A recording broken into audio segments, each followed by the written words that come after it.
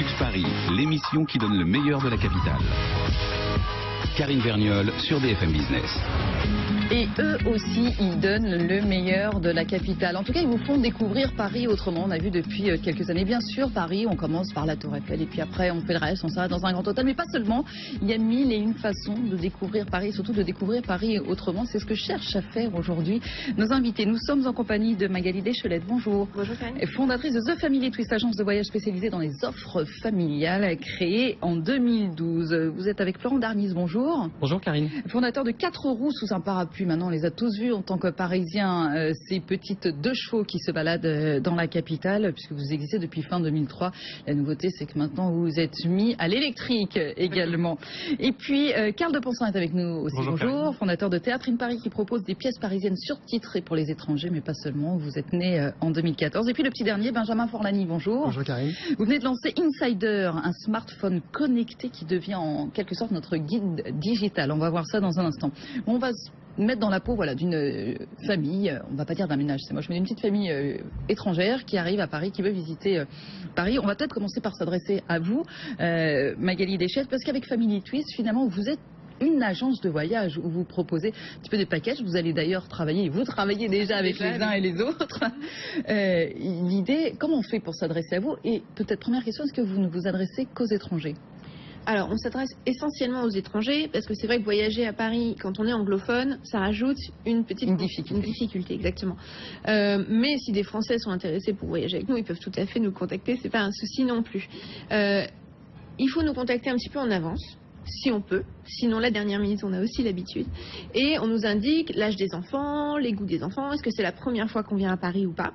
Et en fonction, en 24 heures, on produit un itinéraire spécifique pour cette famille-là, avec les grands monuments parisiens, mais présentés d'une façon très différente. C'est-à-dire qu'on va aller au Louvre et on va faire une chasse au trésor, on va visiter le Panthéon en faisant tout un jeu avec une énigme sur le Da Vinci Code, par exemple. Et puis, on va découvrir aussi la culture différemment en faisant un atelier pain pour découvrir la fameuse baguette, ou en faisant un atelier cuisine, un atelier d'art sur les impressionnistes, etc. Et ça, c'est vraiment conçu pour la famille en question. Et tout ça avec un guide anglophone, si on se met dans le cas de notre petite famille britannique qui débarque. Tout à fait. Donc vous aurez un guide anglophone qu'on a spécialement sélectionné, qu'on a formé, qui est spécialement intéressé pour travailler avec des enfants, ce qui n'est pas forcément toujours très simple. Et donc vous allez être accueilli à l'hôtel quand vous arrivez par un membre de mon équipe qui va vous indiquer tout le programme, répondre à toutes vos questions, qui aura aussi dissimulé des petits cadeaux dans les chambres pour les enfants, pour que vraiment ce soit un événement, ce séjour pour toute la famille, et qui va vous indiquer le programme. Donc en général, le matin vous avez une visite culturelle, l'après-midi un atelier plus manuel, vous pouvez aussi aller faire un tour en 2 chevaux avec 4 roues sous un parapluie, ou aller voir une pièce de théâtre avec Théâtre in Paris, parce qu'on travaille effectivement ensemble. Et donc tout va être prévu comme ça, du début de votre arrivée à l'aéroport jusqu'à la fin. La tarification, si on reste sur une journée, on est de quelle heure? Ça dépend des prestations, vous allez me dire. Ça dépend des prestations. C'est vrai qu'on a une gamme d'activités, donc on en a une quinzaine à Paris, une dizaine dans les châteaux de la Loire, une quinzaine à Londres et à Rome aussi, qu'on vient de lancer. On va être entre 350 et 500 euros l'activité pour une demi-journée pour la famille complète, incluant les entrées dans les musées, les guides, les cadeaux, etc. Après, on a aussi l'habitude maintenant de travailler vraiment sur du très très sur mesure. Donc, par exemple, on a fait venir une princesse qui parlait russe pour l'anniversaire, les 5 ans d'une petite fille dans un hôtel en décembre. Voilà, là on est sur des prestations tout à fait différentes avec des devis à la demande. Alors là, voilà, on commence à savoir un petit peu où on met les pieds, mais on sent que c'est même d'abord c'est la première journée, et puis on sent que ce sont les enfants qui sont mis en avant, et on se dit, voilà, les parents ils ont aussi envie de s'organiser quelque chose. Et là on va peut-être se tourner vers Insider Paris avant de faire notre tour en 2 chevaux et d'aller au théâtre. Benjamin Forlani, votre idée, c'est que vous aussi vous attendez par exemple les étrangers à leur arrivée à l'hôtel. Exactement. Sauf que après vous vous effacez, vous leur laissez un guide aussi, vous les laissez entre les mains d'un guide, sauf que c'est un smartphone, c'est ça l'idée? Exactement. Notre proposition de valeur, c'est la liberté et l'authenticité. Et donc on arme le voyageur pour qu'il ait accès à cette liberté et à cette authenticité. Mais qu'est-ce qu'il y a dans ce smartphone? Et donc concrètement, ce qu'on fait, c'est qu'on lui remet à son arrivée, donc c'est livré où il veut, quand il veut dans Paris, ce smartphone qui fait office de smartphone, donc il y a un forfait à l'intérieur. Donc on peut même téléphoner avec, ce qui est quand même pas mal. Les calls en illimité, pouvoir surfer sur Internet en 4G, pouvoir reconnecter tous ces autres appareils puisqu'il fait Wi-Fi hotspot. Et comme c'est un smartphone, on peut mettre du contenu à l'intérieur. Et là, on a du contenu de 2 types. Notre contenu, c'est principalement deux choses. La première chose, ce sont des cartes personnalisées de Paris avec des recommandations de lieux de Parisiens, des lieux de locaux qu'on veut mettre en valeur et qu'on veut recommander pour les voyageurs. Et le deuxième volet, c'est une communauté de Parisiens auxquels les voyageurs ont accès puisqu'ils peuvent chatter en direct avec plus d'une cinquantaine de Parisiens qui donnent leurs conseils, leurs tips pour vivre Paris comme un local. Et le deuxième type de contenu qu'on met dans le téléphone, ce sont les meilleurs services et activités qui existent, donc proposés par mes camarades pour du coup avoir une meilleure expérience à Paris, que ce soit dîner chez un local avec visite, ou alors faire une balade en 2 chevaux avec 4 roues sous un parapluie, ou alors réserver un guide de voyage officiel avec Meet Trip, ou alors commander chez soi ou à son hôtel de la nourriture de qualité avec Take It Easy. L'idée, c'est de fournir un package complet, mais sur lequel on est complètement libre pour faire vraiment ce qu'on souhaite de son voyage à Paris. Combien ça coûte? On est toujours sur notre petite famille britannique. Combien ça coûte à la journée? Alors ça, c'est bien aussi, c'est que c'est pas très cher. Alors pour un week-end à Paris, c'est 29 €. Pour une semaine, c'est 45 € et au-delà, c'est 6 €. Avec les appels illimités, c'est-à-dire que vous ne nous facturez pas en plus Exactement. C'est quoi votre business model? Comment vous fonctionnez? Alors effectivement, il y a des coûts sur le téléphone, des coûts de forfait, des coûts d'assurance, des coûts de livraison. Après, le modèle tourne, donc avec ces frais, on arrive à rembourser tout ce qu'on fait. Et l'idée, c'est de développer des partenariats d'affiliation avec d'autres services qui nous permettent du coup de nous rémunérer derrière. Alors on reviendra sur la suite tout à l'heure, mais effectivement, Florent Darnize, vous, comme vous étiez parmi les premiers à faire bouger un petit peu la capitale, si j'ose dire, avec d'autres, mais c'est vrai, on sent que on va quand même citer ici le Welcome City Lab, qui est cet incubateur de start-up touristique qui a fait beaucoup bouger les choses et par lequel quelques-uns d'entre vous sont passés. Mais effectivement, quand vous êtes lancé fin 2003, il n'y avait pas grand-chose. Maintenant, on voit des gens en Segway, en tuk-tuk, en 2 chevaux, en limousine, en je ne sais quoi, mais à l'époque, il n'y avait pas grand-chose. Oui, je suis tout à fait d'accord. C'est vrai qu'à l'époque, au moment du lancement de 4 roues sous un parapluie, j'aurais bien aimé avoir le Welcome City Lab, mais il n'existait pas. Mais c'est vrai, je crois qu'en 2003, à l'époque, il y avait les grands bus et les minibus, mais il n'y avait absolument rien, ou quasiment rien pour visiter Paris. Et je crois qu'on a essayé et même réussi à développer une nouvelle façon de découvrir la capitale à bord d'une 2 chevaux qui est un véhicule mythique, un terrain de jeu Paris qui est absolument sensationnel, et puis un chauffeur privatif, courtois, cultivé, sympathique. Qui fait office de guide là aussi pour lui. Oui, alors il n'est pas guide professionnel, il n'a pas sa carte de guide, mais si vous voulez, il a toutes les qualités requises à la fois de responsabilité, c'est-à-dire que la première chose c'est quand même la conduite, et d'être en sécurité quand on conduit, mais surtout d'échange et de valeur ajoutée sur les différents itinéraires qui sont parcourus. Est-ce que vous avez bilingue, pardon? Oui, bien sûr, il parle non seulement anglais, mais allemand, espagnol, italien. On accueille certains chauffeurs chinois également, parce que c'est une clientèle qui se développe beaucoup. Et le but, si vous voulez, c'est vraiment que nos passagers se souviennent, quel que soit le contexte, que ce soit une famille anglaise ou pour des événements d'entreprise, se souviennent toute leur vie de cette balade en 2 chevaux. Alors là aussi, combien ça coûte? Ça démarre à partir de 20 € par personne pour les balades courtes, une balade d'une demi-heure. Et puis après, évidemment, c'est sur mesure. On peut bien sûr accueillir des enfants. On vient de lancer récemment un itinéraire en partenariat avec Hasbro qui édite le Monopoly. Et toutes nos 2 chevaux sont colorés, jaune, rose, rouge, etc. Donc on a repris ce célèbre jeu. On joue au Monopoly en 2 chevaux dans Paris. Ça, c'est un beau pied de nez. Et on repart et on suit le parcours avec les différentes rues et ça fonctionne très bien. Et alors un mot sur votre 2 chevaux vertes? Alors voilà, la 2 chevaux est absolument fantastique, mais son défaut, c'est qu'elle avait un moteur thermique, elle n'est pas encore à pédale, mais on a essayé on a travaillé 5 ans dessus, mais de réconcilier ce véhicule mythique, emblématique, qui incarne, l'art de vivre à la française, avec un mode de déplacement doux, donc en enlevant le moteur thermique et en mettant une chaîne de traction électrique. Ah, donc vous l'avez désossé, quoi, vous l'avez complètement revu. On l'a désossé, mais de l'extérieur, donc ça se voit absolument pas, donc c'est ça qui est formidable, et voilà, ça a été... Et l'idée, c'est de passer petit à petit tout votre... vous avez combien de véhicules aujourd'hui? On a une flotte de 42 chevaux et 2 DS.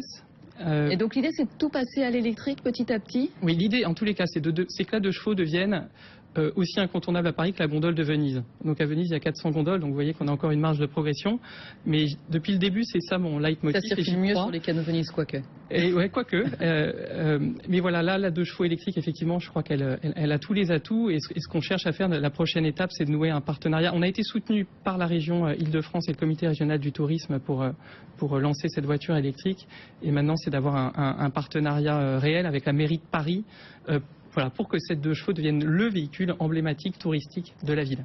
Oui, là, la compétition est rude, c'est ça, c'est un petit peu... Ah bah écoutez, c'est évidemment le challenge, mais je crois que l'innovation, on a lancé un nouveau service en 2003, on peut innover sur les itinéraires, mais là, le projet d'innover sur le véhicule lui-même, c'était absolument fantastique et on ne compte pas s'arrêter là. J'imagine bien. Et effectivement, l'innovation, c'est ce qui vous rassemble tous ici. Donc Théâtre in Paris, on est toujours là sur notre petite famille britannique. Et effectivement, même si elle a ce qu'il faut à Londres, par exemple, pour aller au théâtre, mais quand même, elle a envie de voir une belle pièce française avec des acteurs français. Et alors là, le problème de la langue. Si elle veut y comprendre quelque chose, à notre belle langue, eh bien, elle se tourne vers Théâtre in Paris. Donc il y a un site internet. Oui, théâtreinparis.com, qui est un site marchand où vous pouvez acheter des billets de spectacle à Paris qui sont surtitrés en anglais. Ça veut dire que, en fait, comme quand vous regardez un film avec des sous-titres, les spectateurs internationaux peuvent venir voir des spectacles de la saison parisienne avec des sous-titres qui peuvent suivre et qui leur permettent de profiter d'une soirée au milieu des Parisiens. Alors, on imagine que ce ne sont pas toutes les pièces et ce ne sont pas toutes les dates. Non, alors on est déjà dans 5 théâtres. On a travaillé cette année avec 9 salles contre 3 l'année dernière, donc on est en forte croissance. C'est quelque chose, moi, je pense, qui va se généraliser parce que c'est un service qui est exceptionnel et qui donne à voir tout ce qui se fait de merveilleux dans le spectacle à Paris. Il y a 300 salles de spectacle et la plupart des étrangers l'ignorent parce qu'il y a la barrière de la langue et qu'aucun marketing n'a jamais été fait vers eux parce que ce sont des visiteurs. Et quand vous dites que vous avez travaillé avec 9 salles, est-ce que ça veut dire qu'en permanence, on a la possibilité d'aller voir la pièce qui se joue en surtitré ou est-ce qu'il faut quand même prendre une date spécifique, Carl de Ponsin? Alors ça dépend un peu des salles. Certains ont fait le choix de surtitrer 100% de leur représentation. C'est le cas du théâtre Édouard VII qui est un peu emblématique pour nous parce que c'est le premier grand théâtre à nous avoir fait confiance. Et donc cette année, Pierre Arditi joue Le Mensonge de Florian Zeller avec des surtitres anglais tous les soirs.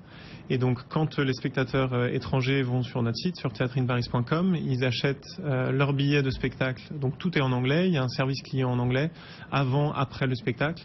Ils sont accueillis au théâtre par des gens de notre équipe qui sont anglophones et qui leur présentent qui est Pierre Arditi, qu'est-ce que c'est que cette pièce, qu'est-ce que c'est que le théâtre, la comédie de qualité, qu'est-ce que cet endroit magnifique qui a été construit par le roi d'Angleterre, etc., etc. Donc en plus, c'est une visite dans des endroits mythiques de Paris où on emmène les premiers étrangers de l'histoire, ce qui est ahurissant quand on voit que tous ces lieux sont monuments historiques qui sont fréquentés depuis des centaines d'années par les Parisiens et que les 20 millions d'étrangers qui viennent à Paris tous les ans n'y avaient pas. Ne s'arrêtaient pas effectivement dans ces salles-là. Combien ça coûte? Ça coûte beaucoup plus cher qu'un billet classique? Alors nos billets commencent à 29 € pour les jeunes et ça va jusqu'à 80 €, mais ça dépend un peu des spectacles et des dates évidemment.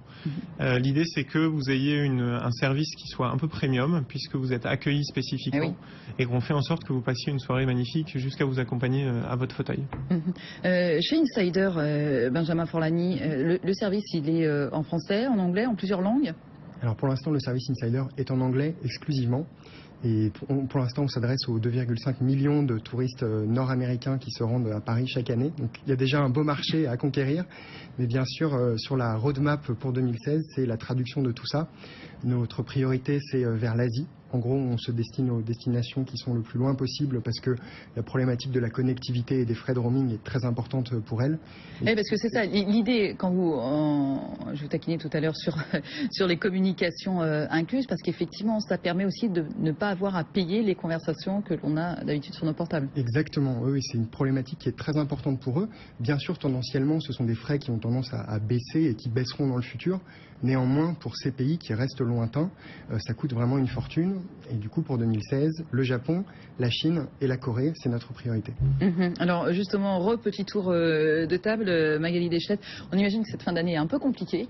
Attentat oblige, on a vu dans les hôtels, effectivement, grosse baisse de fréquentation. On sait, comme on l'a vu après Charlie, il y a 3, 4, 5 mois pour se remettre. Donc j'imagine que vous commencez aussi à voir les choses. Du coup, vous misez sur une reprise en janvier et surtout sur quelle clientèle aujourd'hui? Quelles sont vos principales clientèles? Alors effectivement, pour nous, en plus, Noël est une période très importante dans l'année. Oui, on s'adresse à des familles avec des enfants. Donc clairement, décembre a été compliqué, je pense, pour tout le monde autour de cette table.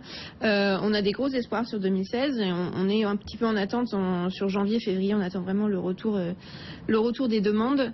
Et après, nous, on s'adresse sur des clientèles essentiellement américaines. Donc on a reçu énormément de messages de soutien de gens qui sont déjà venus avec nous et qui nous disent on va revenir à Paris parce que ça s'est tellement bien passé et on a envie que nos enfants continuent à découvrir Paris.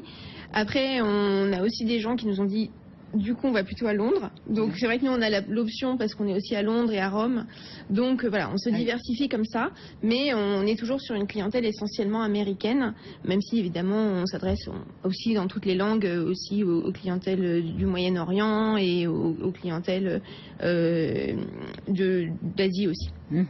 Florent Darny, vous qui existez, donc on disait, sur la capitale depuis 2003, est-ce que vous avez vu évoluer les choses? On disait, oui, effectivement, il y a de plus en plus de start-up, de propositions, que ce soit dans les transports, dans les salles de spectacle, dans toutes ces propositions d'agences de voyage. Mais est-ce que vous avez l'impression, justement, au-delà du Welcome City Lab, que la mairie, que l'Office du tourisme, que Atout France, par exemple, toutes ces institutions font assez pour promouvoir tout ce que vous faites? Alors là, je vous vois tous sourire. Donc c'est la question. Non, depuis 2003, il y a énormément qui a été fait et chaque acteur, chaque acteur a envie que ça bouge. Et le tourisme aujourd'hui, et notamment par le gouvernement français, depuis qu'il est passé sous la coupe du ministère des Affaires étrangères de Laurent Fabius, a clairement mis le tourisme et le développement du tourisme en France comme priorité. Et on le ressent tous à nos niveaux. Après, on peut toujours mieux faire, on peut toujours peut-être mieux travailler ensemble, mais il y a une vraie volonté et une vraie compréhension des enjeux et de retombées économiques très importantes. Il ne faut pas oublier que c'est de l'emploi non délocalisable. On a nous une centaine de chauffeurs, donc c'est quand même pas rien. Et on peut aller on peut aller bien plus loin. Et ce potentiel est encore à mon goût. Encore inexploité. Donc il y a beaucoup de croissance à aller chercher. Même si on sent qu'entre vous, finalement, et c'est peut-être ça aussi l'idée, c'est que vous n'avez presque pas besoin d'eux, si j'ose dire. En tout cas, si peut-être pour porter la voix à l'étranger, pour la communication à l'étranger, mais on sent que vous travaillez très bien les uns avec les autres. Vous avez dû avoir pas mal de gens comme Insider qui venaient taper à votre porte et ils ne sont pas les seuls. Oui, bien sûr, mais la promotion à l'étranger est primordiale. Il ne faut pas oublier qu'on est en compétition avec des villes ultra dynamiques, Barcelone, Berlin, Londres, enfin toutes les capitales, là j'en ai cité des européennes, mais toutes les capitales mondiales. Donc non, on a absolument besoin d'eux et on doit travailler ensemble. Carl de Poncin, vous disiez que vous êtes en plein développement, ça marche bien. Donc vous nous aviez parlé la dernière fois que vous étiez venu nous présenter, c'était au mois d'août dernier, Théâtre in Paris. On parle bien sûr de l'anglais, mais après, comme disait Benjamin, l'étape d'après c'est les Asiatiques. Vous réfléchissez à ça ou finalement vaut d'abord mieux s'installer en anglais? Si, bien sûr. Alors on a une solution multilingue qu'on a développée cet été, qu'on a déployée au Festival d'Avignon sur des lunettes connectées. Ça, on pense que c'est la révolution de demain où les dispositifs de sous-titrage seront individualisés et donc chaque spectateur pourra avoir ça dans sa langue. Voilà. C'est actuellement au Comédia avec Mistinguett. Il reste 4 dates jusqu'au 3 janvier. C'est proposé en option pour les spectateurs étrangers. Ils peuvent avoir le sous-titrage en anglais dans les lunettes, donc de façon virtuelle et complètement discrète. Donc ça, c'est sûr que c'est quelque chose qui est nécessaire pour demain parce que de plus en plus de gens voyagent et tous ne maîtrisent pas ni le français ni l'anglais. Mais je voulais juste dire un mot sur les questions de concurrence et de dynamisme des villes. J'ai en tête très précisément un tour opérateur que j'ai rencontré à Londres il y a quelques mois et qui me disait on est embêté parce qu'à Paris, ça bouge pas assez. Voilà. Il n'y a pas assez d'offres, pas assez innovantes. Et je crois que nous, en tant que Français, il faut qu'on entende ça. Le monde est en train de se développer très fortement dans le tourisme. Et Paris a besoin absolument d'innover, de proposer des choses nouvelles. Et je pense que l'exemple de 4 roues sous un parapluie est un super exemple. Mais il faudrait qu'on soit des dizaines à proposer ça, avoir toujours des choses nouvelles à proposer pour que les gens qui reviennent soient contents de revenir pour faire des choses nouvelles et que mais on voit plus là, vous n'êtes que 4 autour de cette table, mais on sait que vous êtes, il y en a quelques autres, on en a reçu d'ailleurs ici même sur le plateau de Good Luxe Paris. Vous êtes quelques-uns, mais pas encore assez. C'est une lame de fond. Il faut vraiment qu'il y ait un travail énorme qui soit fait, qu'on se mette ensemble pour communiquer à l'étranger. Ça coûte extrêmement cher d'aller communiquer à New York, d'aller communiquer en Asie, etc. Il faut le faire. Et il faut absolument que la destination Paris soit perçue comme une destination de nouveauté, qui bouge, où il se passe des choses la nuit, où on peut s'amuser, où on peut, enfin voilà, une ville qui vit, qui est une ville extraordinaire de beauté, mais qui est aussi une ville dynamique et jeune. Eh bien, ce sera la conclusion. Parfait. Merci beaucoup à vous, Carl De Ponsin, fondateur de Théâtre in Paris. Merci à vous, Benjamin Forlani, cofondateur d'Insider. On salue la cofondatrice d'Insider, votre sœur Nina, au passage. Magali Deschlette, fondatrice de Family Tweet. Merci beaucoup à vous. Et Florent Darnier, fondateur de 4 roues sous un parapluie. Merci beaucoup à tous les cas. Je vous souhaite d'excellentes fêtes de fin d'année.